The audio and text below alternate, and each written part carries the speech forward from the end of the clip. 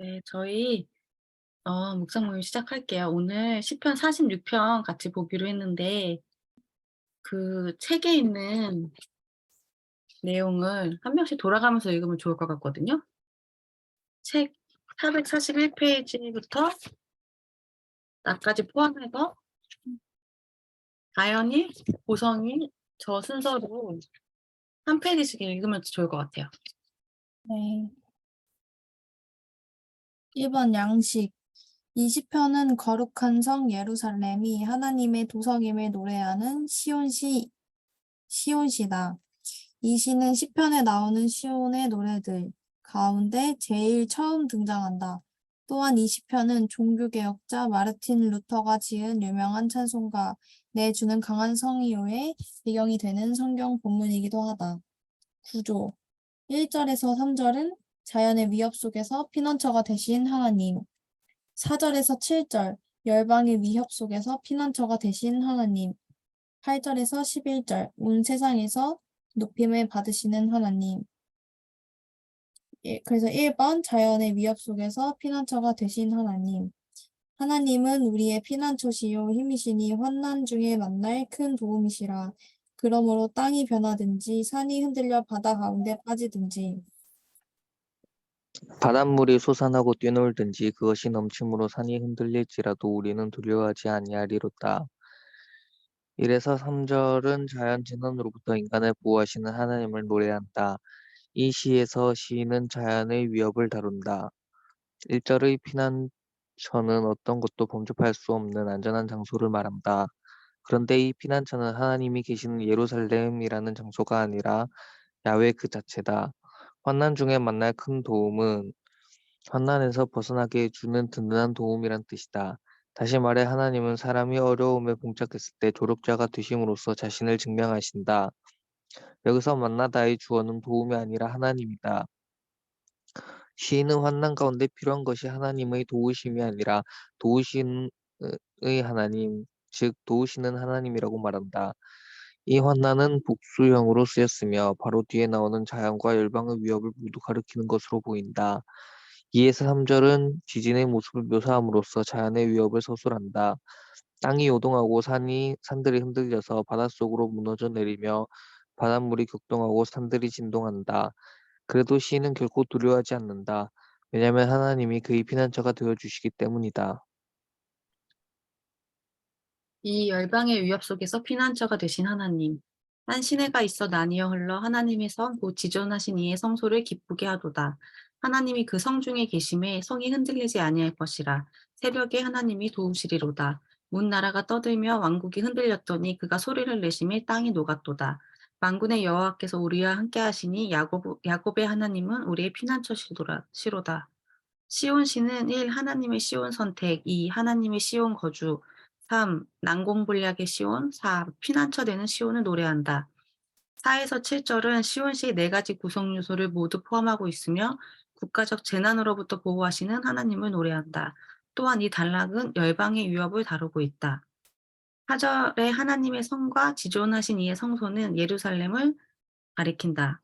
여호와는 위대하시니 우리 하나님의 성 거룩한 산에서 극진히 찬양 받으시리로다. 터가 높고 아름다워 온 세계가 즐거워하며. 큰 왕의 성, 곧 국방에 있는 시온산이 그러하도다. 한 시내가 예루살렘을 기쁘게 하다라는 표현은 구원받은 것에 대한 응답을 은유적으로 묘사한 말이다. 5절에서 하나님의 성이 보호를 받는 것은 하나님이 그 안에 현존하시기 때문이다. 여호와가 내 형벌을 제거하였고 내 원수를 쫓아냈으며 이스라엘 왕 여호와가 내 가운데 계시니 내가 다시는 화를 당할까 두려워하지 아니할 것이라. 새벽에 하나님이 도우시리로다 라는 표현은 구약에 자주 나온다.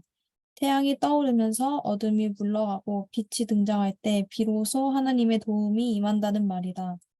이처럼 어둠과 빛이 교차하는 이른 아침은 환난이 사라지고 하나님의 응답과 도움이 시작되는 시간이다. 모세가 곧 손을 바다 위로 내밀매 새벽이 되어 바다의 힘이 회복된지라.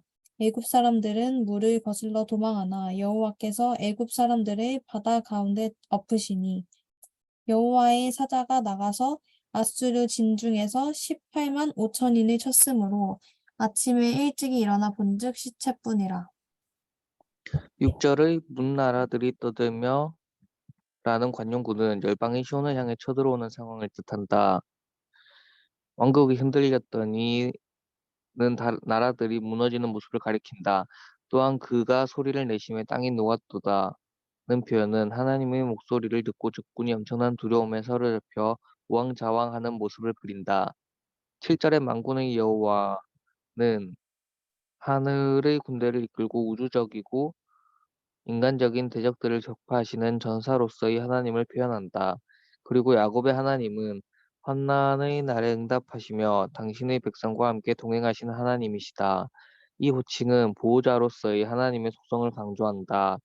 시인은 강력한 전사이자 환난 중에 보호자가 되시는 하나님이 자신의 피난처이심을 고백한다. 온 세상에서 높임을 받으시는 하나님, 와서 여호와의 행적을 볼지어다.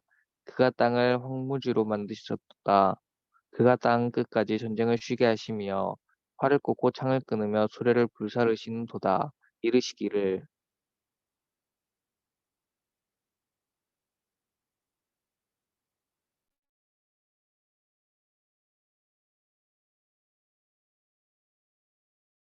음,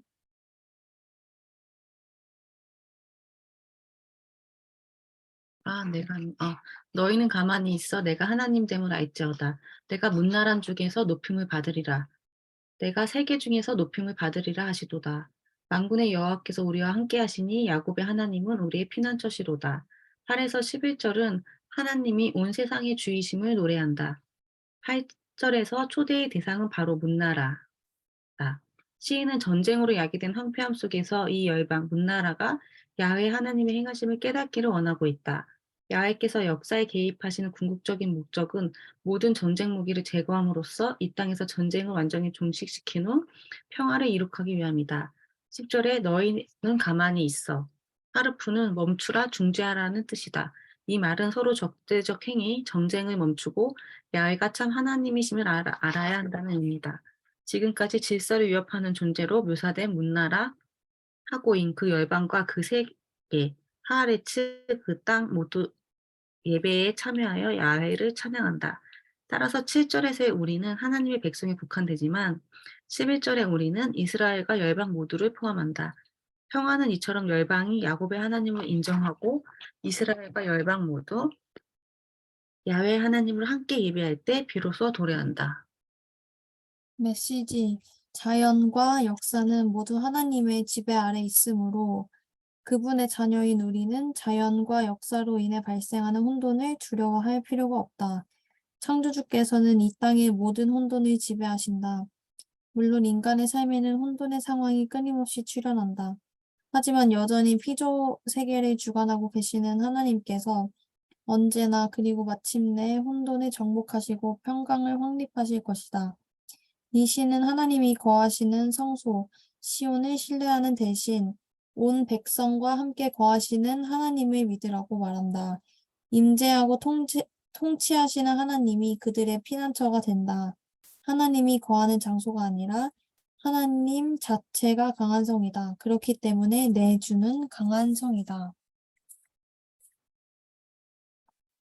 음, 네, 저희 시인의 영성으로 같이 주석을 읽어봤는데 또 시연이가 늦게 들어오고 했으니까 각자 한 5분 정도 성경이랑 그 시인의 영성 46편 다시 읽어보면서 지난번처럼 돌아가면서 나누면 좋을 것 같고 각자 좀 와닿는 부분을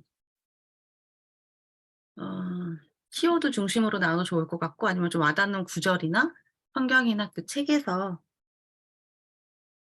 나누면 좋을 것 같습니다. 그래서 한 5분 정도 묵상하고 돌아가면서 나누고 네, 할게요. 음.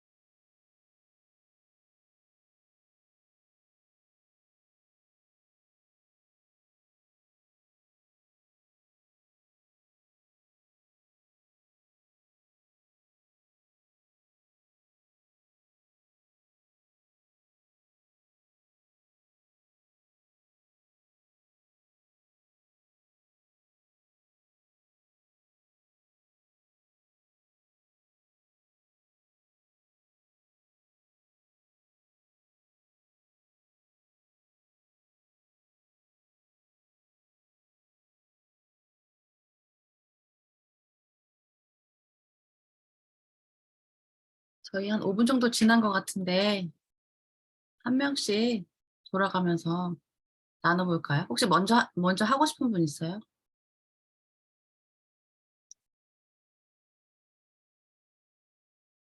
없으면 제가 먼저 짧게 나눌게요. 저는 여기 이거 묵상하면서 하나님의 속성에 대해서 좀 생각해 봤는데 제가 적어 놓은 거는 피난처가 되시는 하나님이랑 보호자로서의 하나님 이거 2개 적어 놨었고 여기서 말하는 피난처는 이 신의 영성 보니까 어떤 것도 범접할 수 없는 안전한 장소. 그래서 피난처가 되신 하나님, 보호자로서의 그런 하나님의 속성을 내가 좀 잘 이해하고 있으면 또 이 시편 여기 3절에서도 두려워하지 아니하로다 이렇게 나와 있는데 그런 자연이나 어떤 우리 삶의 위기 속에서 우리 삶을 보호하시는 하나님, 피난처가 되신 하나님인데 이 피난처는 어떤 것도 범접할 수 없는 안전한 장소고 하나님 자체가 도우시는 하나님이시기 때문에 그것으로 자신을 증명한다고 여기 442페이지에 나와 있거든요. 그래서 약간 내 삶의 그런 환난 중에 혼란스러운 가운데 하나님의 속성을 좀 기억하고 의지적으로 좀 두려워하지 말아야겠다. 마음이 좀 두려워지고 혼란에 빠지고 이럴 때가 많은데 좀 복잡한 마음을 다시 돌이켜서 이런 하나님의 속성을 기억하고 마음의 좀 두려움을 거절해야겠다. 이런 마음이 들었었고 음 또 여기 447페이지에 그 창세기를 인용하면서 창조주께서는 이 땅의 모든 혼돈을 지배하신다. 그리고 우리 삶에는 혼돈의 상황이 끊임없이 연출되지만 하나님께서 언제나 그리고 마침내 혼돈을 정복하시고 평강을 확립하실 것이라고 나와 있는데 우리 삶에 이제 여기에서는 그 자연과 열방의 그런 혼란에 대해서 얘기했다면 각자 삶에 그런 다 혼돈과 혼란이 있는데 그런 것들을 주님께 맡겨드리고 그런 혼란스러움을 점점 평강으로 하나님이 정복할 것을 좀 믿고 좀 두려움을 내려놓고 믿음과 신뢰를 좀 가져야겠다. 그런 것들이 의지적으로 좀 생기지 않으면 기도로 좀 그런 것들을 구해야겠다. 이런 생각을 했었고요. 그래서 다른 분들도 자유롭게 나눠주면 좋을 것 같습니다. 음. 자연이가 먼저 나눠볼까요? 네. 저는 이제 446쪽에 너희는 가만히 있으라는 말이 와닿았는데 특히 요즘 많이 느끼는 것 같아요. 이게 가만히 있으라는 게 뭔가 무슨 의미일까 그거에 대한 고민이 좀 있었었는데 그 영적 전쟁 그러니까 서로 적대적인 행위하는 것 그러니까 저는 영적 전쟁이 제 안에서 제 마음 안에서 엄청 일어나는 것 같은데 그때 제가 막 적을 막 대적하려고 하면은 안 되더라고요. 똑같이 시달림으로 오고 뭔가 제 할 일도 잘 안 되고 그래서 그때 가만히 있으라는 게 영적 전쟁에서 뭔가 가만히 있으면서 그냥 하나님을 붙잡을 때 그냥 오직 하나님을 붙잡을 때 하나님께서 이미 승리하셨기 때문에 그 안에서 하나님 붙잡을 때 오는 평화가 좀 많이 와닿았던 것 같고 그거를 알지만 계속 제 힘으로 이렇게 적을 이렇게 적대적인 행위를 하는 거를 계속하는 것 같아서 오늘 이렇게 하나님 묵상하면서 또 그 하나님 바라봐 볼 때 진짜 평화가 있구나 이런 거를 좀 묵상했던 것 같습니다. 이상입니다. 네. 그다음에 혹시 시연이 나눠줄 수 있어요? 네. 저는 시편 46편 1절하고 5절 이렇게 말씀을 읽었는데 제가 읽겠습니다. 1절 하나님은 우리의 피난처이시오 힘이시며 환난 때 언제나 돕는 분이시다. 5절 하나님이 그 성에 계심으로 그 성은 무너지지 않을 것이다. 이른 새벽부터 하나님이 도우시리라. 아멘. 이 말씀인데 이번 주에 이렇게 제가 어떤 식으로 한 주를 보냈냐면 이제 제가 이모티콘을 만들고 싶어서 제 캐릭터를 이모티콘을 만들고 싶어서 그거를 이제 막 이렇게 컴퓨터로 작업을 하고 이러면서 보냈는데 그거 외에도 그냥 제 캐릭터로서 뭐 물건을 만들고 싶기도 하고 이래서 그런 거를 작업을 계속하면서 한 주를 보냈는데 그 시간 안에서 되게 제 감정에 대한 수용성이 되게 높아졌다고 많이 느꼈어요. 근데 저는 이거에 대한 수용성이 그냥 제가 한 일이라고 생각을 했었는데 제가 그전에 했던 고민을 생각을 해 보니까 제가 그전에 나눔할 때 내가 지금 하고 있는 일이 내가 높아지려고 하는 것 같지 이 안에 하나님이 계신 것 같지 않아서 그냥 이게 내 욕심만 드러내는 일 같아서 이제 고민이라는 나눔을 한동안 계속 했었는데 요새는 그런 생각이 좀 안 들었어요. 좀 사실 이제 전에는 제가 좀 도움을 받으면서 했었는데 이번 주는 뭐 제가 어디 학원에 가서 도움을 받은 것도 아니고 그냥 전문가의 도움 뭐 이런 게 아예 없이 그냥 제가 스스로 처음 해 보는 것들을 다 하고 엄청 오래 걸리고 이러는데 옛날에 저였으면은 이게 엄청 답답했을 것 같고 스스로한테 엄청 답답했을 것 같고 그냥 제가 쉬고 뭐 이거를 뭐 진전이 있고 없고 이런 저에 대한 수용성이 없어서 그 시간이 되게 힘들었었는데 그냥 갑자기 이제 이거를 하면서 제가 이게 진전이 없었어도 오랜 시간을 했는데 그렇게 크게 결과물로 진전이 없어도 '아 그냥 내가 이 일을 이만큼 하고 싶어 하는구나.'라고 거기에 대해서 이렇게 제가 알게 됐어요. '내가 이 일을 이만큼 하게 하고 싶어 하는구나.'라는 거를 알게 됐고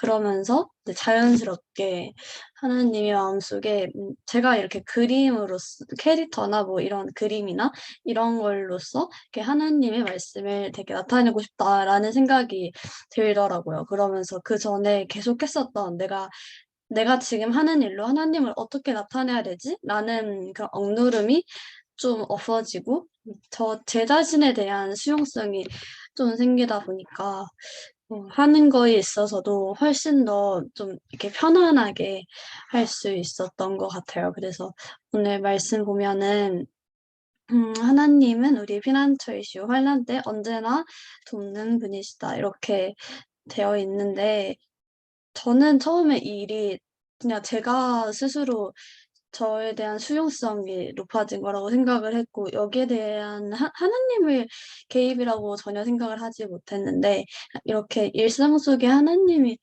계시다는 게 참 감사하고 그래서 되게 신기하기도 하고 감사한 것 같습니다. 그러면서 이렇게 하나님이 이렇게 내가 이렇게 저는 구하지 않았었는데 제가 되게 옛날에 했었던 그런 고민이라든지 그런 거를 하나님이 계속 듣고 계셨다는 게 참 네 감사했습니다.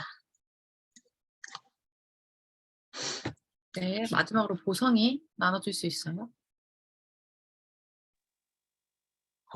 하나님께서 이제 자연재해와 또 전쟁에서 피난처가 되신다는 말씀을 읽었는데 근데 세계는 아직 실제로 자연재해랑 전쟁이 남아 있잖아요.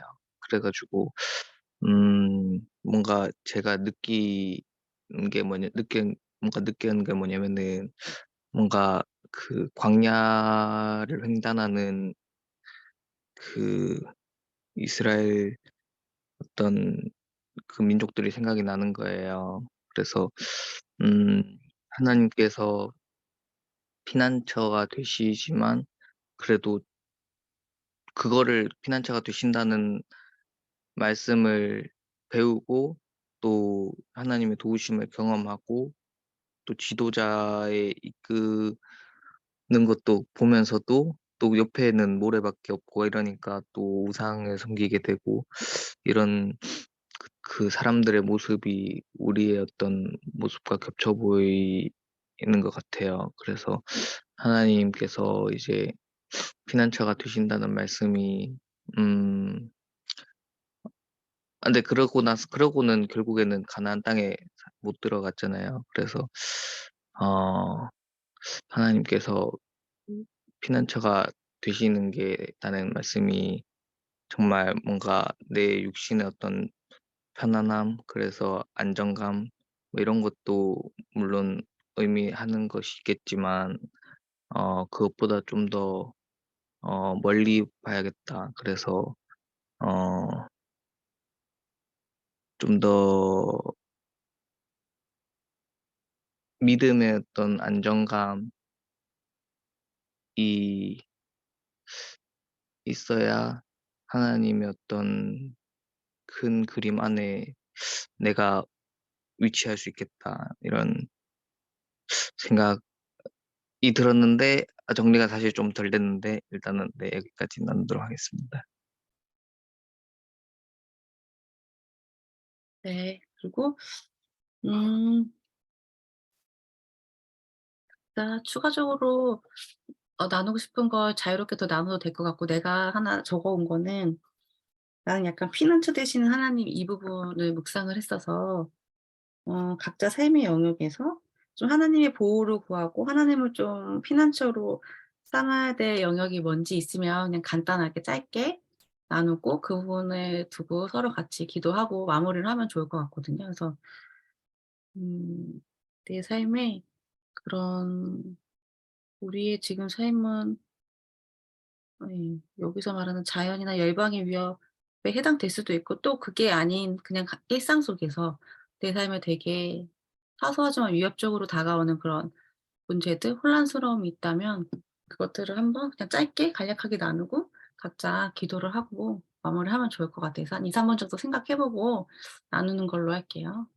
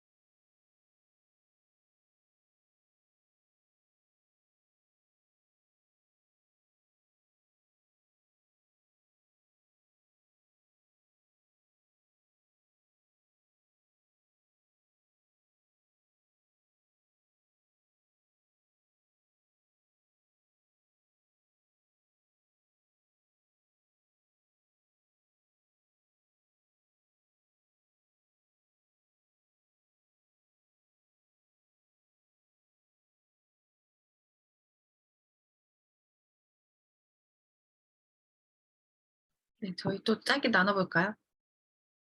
네. 저부터 나누면 하나님을 좀 피난처로 삼고 해야 될 부분은 관계의 영역이라고 어 정리가 됐고 관계의 영역에서 좀 내 마음대로 하지 않고 내 뜻대로 좀 상대를 판단하거나 재단하거나 이제 추측하지 않고 관계 안에서 누군가를 이제 하나님이 보시는 관점으로 좀 상대를 바라봐야겠다. 이런 부분을 좀 하나님의 보호와 그런 것들을 구해야겠다 생각을 해 봤습니다. 네. 그래서 또 다현이부터 이렇게 나눌까요? 다현이, 시연이, 보성이 이렇게. 저도 일상 속에서 봤을 때 다른 사람이랑 관계 속에서 그 의도치 않게 상대도 의도치 않고 저도 의도치 않게 느껴진 어떤 위협감 이런 것들을 하나님 진짜 피난처 되신 하나님으로부터 얻는 그 안정감이 필요하다고 생각을 했고요. 그리고 대부분의 시간을 이제 혼자서 공부를 하면서 보내고 있음에도 불구하고 뭔가 자유롭지 못한 것들 그리고 막 진공 상태에서 공부를 하면 더 잘할 수 있을 것 같은 거예요. 어떤 관계 속에서 하다 보니까 어 뭔가 위협으로 느껴지는 것들이 있는데 이제 그것들 관계 속에서 하나님을 피하고 거기서부터 오는 안정감을 항상 구해야겠다는 생각이 들었습니다.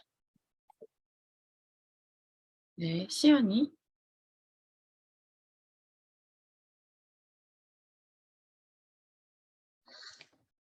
저는 어떤 상황의 예시를 들기에는 좀 애매한데 내가 상대방한테 내 의견을 말을 했을 때 약간 내 상대방이 이런 식으로 말을 했으면 좋겠는데 상대방이 그렇게 얘기하지 않을 때 좀 그 상황을 좀 수용을 하기 힘들어해요. 그래서 그것 때문에 마음이 되게 상해 가지고 이제 그 상황 자체에서 상황 자체가 주는 평안이 아예 깨져버리는 그런 게 좀 있는 것 같아요. 그래서 네. 그냥 그럴 때 제 마음이 그냥 제가 기분 나쁘니까 그 자리를 피하고 뭐 기분 나쁘니까 그냥 대화 안 하고 이렇게 제가 하고 싶은 대로 하는 게 아니라 그냥 잠깐 그냥 이게 어떤 상황인지를 좀 인제 알고 그거를 인제 하나님 앞에 드리면은 좀 마음이 좀 평안해지고 그렇게까지 그것 때문에 마음이 힘들거나 이러지 않더라고요. 그래서 상대방이 내가 얘기하는 거랑 상황이 얘기하는 거랑 내가 원하는 대로 상황이 흘러가지 않고 이러다가도 그 상황을 수용하고 거기서 이렇게 인제 힘들어하지 않았으면 좋겠습니다. 그거를 하나님 말씀 앞에 가지고 나갈 수 있었으면 좋겠습니다. 네. 보성이. 네, 저는 믿음이 흔들릴 때 믿음의 피난처가 되어 주셨으면 하는 생각이 있어요. 요즘에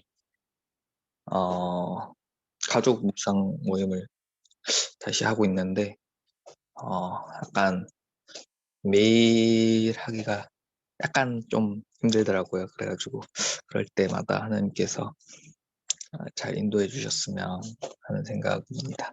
이상입니다. 네. 그래서 오늘 묵상 모임 같이 시편 46편으로 했고 시인의 영성 제목을 보니까 내주는 강한 성이요 이거랑 만군의 여호와께서 우리랑 함께 하시니 이게 소제목으로 달려 있는데 이거를 같이 기억했으면 좋겠고 또 각자 삶의 영역에서 좀 피난처로 삼아야 될 부분을 나눠봤을 때 크게는 관계의 영역이랑 그 상황에서 좀 내 마음이 이제 너무 복잡하게 흘러가지 않고 위협감을 느끼지 않고 좀 안정감을 느끼고 자유함을 느꼈으면 좋겠다. 이거가 하나 있었던 것 같고 또 다른 부분으로는 믿음 자체가 흔들릴 때 하나님을 피난처로 삼아서 좀 하나님에 대한 좀 신뢰가 더 높아졌으면 좋겠다. 이런 내용인 것 같은데 이런 부분 서로 이제 나눴으니까 이런 부분에 대해서 각자 서로 기도를 하고 마무리를 하도록 하겠습니다.